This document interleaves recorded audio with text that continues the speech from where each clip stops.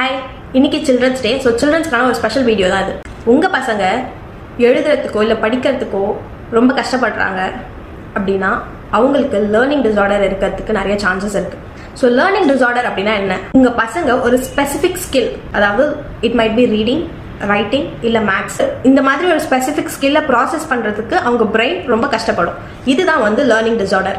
So இப்போ உங்கள் பசங்க ரீட் பண்ண கஷ்டப்படுறாங்க அப்படின்னா அதுக்கு பேர் டிஸ்லெக்ஸியா அப்படின்னு சொல்லுவோம். உங்கள் பசங்களுக்கு லெட்டர்ஸ் தெரியும், A, B, C, இந்த மாதிரி லெட்டர்ஸ் தெரியும். பட் அந்த லெட்டர்ஸை அவங்களோட பிரெயின் டிஃப்ரெண்ட்டாக ப்ராசஸ் பண்ணும். ஃபார் எக்ஸாம்பிள், அந்த லெட்டர்ஸை கனெக்ட் பண்ணுறதுல அவங்களுக்கு வந்து டிஃபிகல்ட்டி இருக்கும், அந்த வேர்ட்ஸில் டிஃபிகல்ட்டி இருக்கும், அந்த வேர்ட் எப்படி ப்ரொனவுன்ஸ் பண்ணணும் அப்படின்றதுல டிஃபிகல்ட்டி இருக்கும். ஸோ இந்த மாதிரியான சிம்டம்ஸ் இருந்ததுன்னா அது வந்து டிஸ்லெக்ஸியா.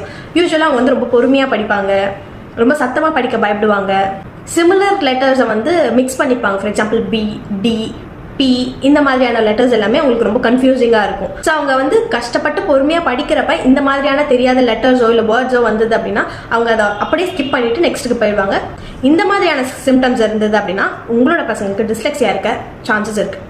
செகண்ட், உங்கள் பசங்க எழுதுறதுக்கு கஷ்டப்படுறாங்க அப்படின்னா தே மைட் ஹாவ் டிஸ்கிராஃபியா.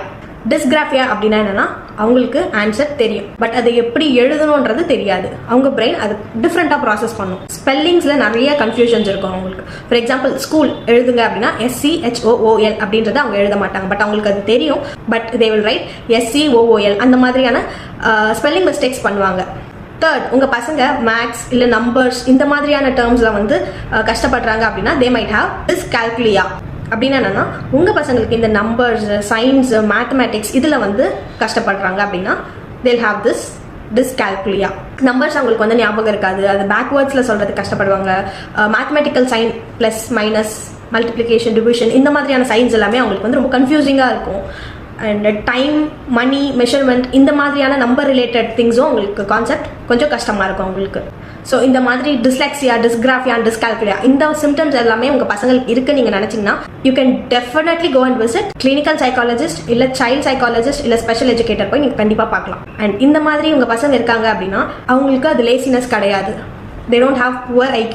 உங்களோட பேரண்டிங்கில் தப்பு சொல்ல முடியாது. மோஸ்ட்லி இது ஜெனட்டிக்கலாக வரலாம். ஆனால் குழந்தைங்களுக்கு ஏதாவது சைல்ட்ஹுட் ஹெல்த் இஷ்யூஸ் இருக்கலாம், இல்லை ப்ரீ மெச்சூர் பேபி, இல்லை அவங்க பிறக்கிறப்ப அவங்க வெயிட் கம்மியாக இருக்குது. இந்த மாதிரி நிறைய ரீசன்ஸ் இருக்குது, நிறைய காசஸ் இருக்குது. ஸோ அது என்னன்றது ப்ராப்பராக ஒரு சைக்காலஜிஸ்ட் கிட்ட போய் நீங்கள் செக் பண்ணி ரிலீவ் ஆகலாம். Hope this video will be useful for you. Follow for more such content. Thank you.